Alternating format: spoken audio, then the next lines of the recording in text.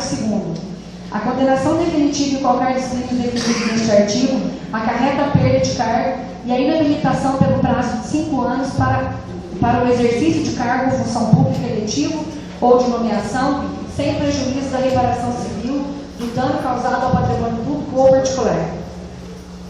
Ainda há de se verificar o disposto na Lei Federal 8.429 de 1992, que trata dos atos de improbidade administrativa aplicáveis a qualquer agente público, sendo que, no caso do prefeito e dos servidores envolvidos, deve-se considerar em especial os seguintes termos legais.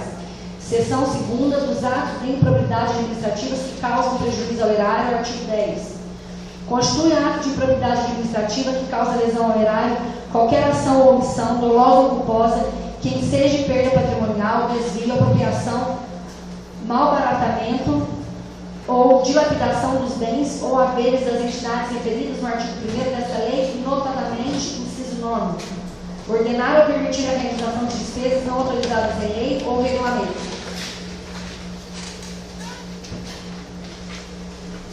Inciso 10. Agir negligentemente na arrecadação de tributo ou renda, bem como no que diz respeito à conservação do patrimônio público.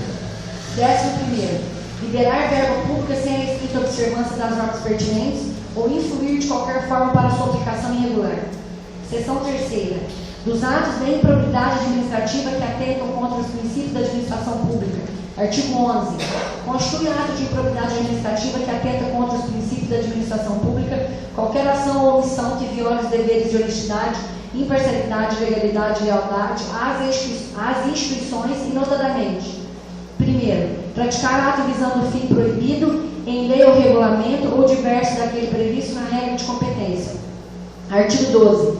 Independentemente das sanções civis e administrativas previstas na legislação específica, está o responsável pelo ato de improbidade sujeito às seguintes combinações que podem ser aplicadas isolado ou cumulativamente de acordo com a gravidade do fato.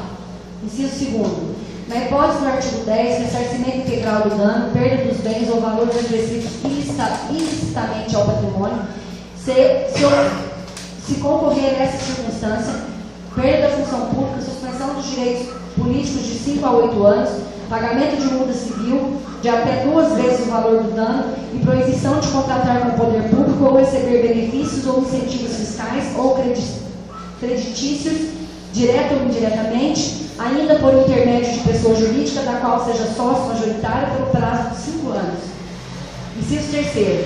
Na hipótese do artigo 11, ressarcimento integral do dano, se houver perda da função pública, suspensão dos direitos políticos de 3 a 5 anos, pagamento de multa civil com até 100 vezes o valor da remuneração percebida pelo agente, proibição de contratar com o poder público ou receber benefícios ou incentivos fiscais ou creditícios, direto ou indiretamente, ainda que por intermédio de pessoa jurídica da qual seja sócio majoritário pelo prazo de 3 anos.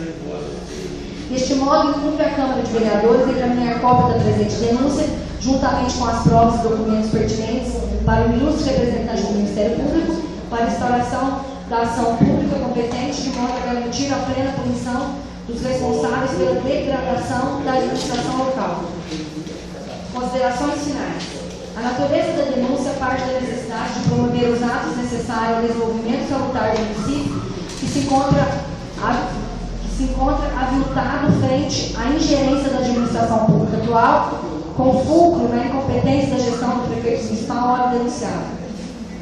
Já se prevê que, em sua defesa, este alegará que não tinha conhecimento de tais fatos, que tudo ocorreu sem seu conhecimento ou anuência, ou seja, ele passa a ser uma vítima inocente de atos nocivos de terceiros, não repousando sobre ele culpa ou dolo pelos ilícitos ocorridos.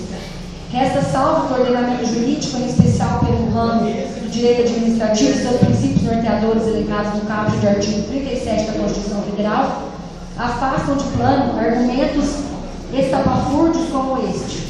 Não pode o prefeito municipal agir como o apedeuta, aquele que nada sabe. Tal justificativa se tornou comum entre os governantes em nosso país como pretexto para se eximir da responsabilidade que lhes é imposta pela ocupação do cargo público. Responsabilidade que assumem de maneira consciente na sua posse e devem exercê-la de forma digna e honrada. Não resta agora se esconder sobre a sombra da ignorância e da ilicitude de seus atos para deixar a população elegeu desamparada, apenas tendo como resultado os prejuízos da sua incipiência administrativa. Dos pedidos. Por todo o exposto aos dados isolados contidos nos fatos e fundamentos apresentados, autorizam a perda do mandato do prefeito por cassação pelas várias vulnerações aos dispositivos legais mencionados, em especial no Decreto-Lei 267 e da Lei Orgânica Municipal, derivados tão somente da análise de um caso enfocado e muito aquém das demais irregularidades que possam se apresentar, requer o recebimento da presente denúncia, que deverá ter o trâmite previsto pelo artigo 5º do Decreto-Lei 201/67, coadjuvado pela Lei Orgânica do Município e pelo regimento interno da Câmara, no que couber, combinando pela cassação do mandato do prefeito Humberto Fernandes Maciel como de direito. Requer ainda, se acatada a denúncia contra o prefeito, seja votado o afastamento do mesmo, de com base na Lei Orgânica Municipal e na legislação aplicável ao caso em concreto.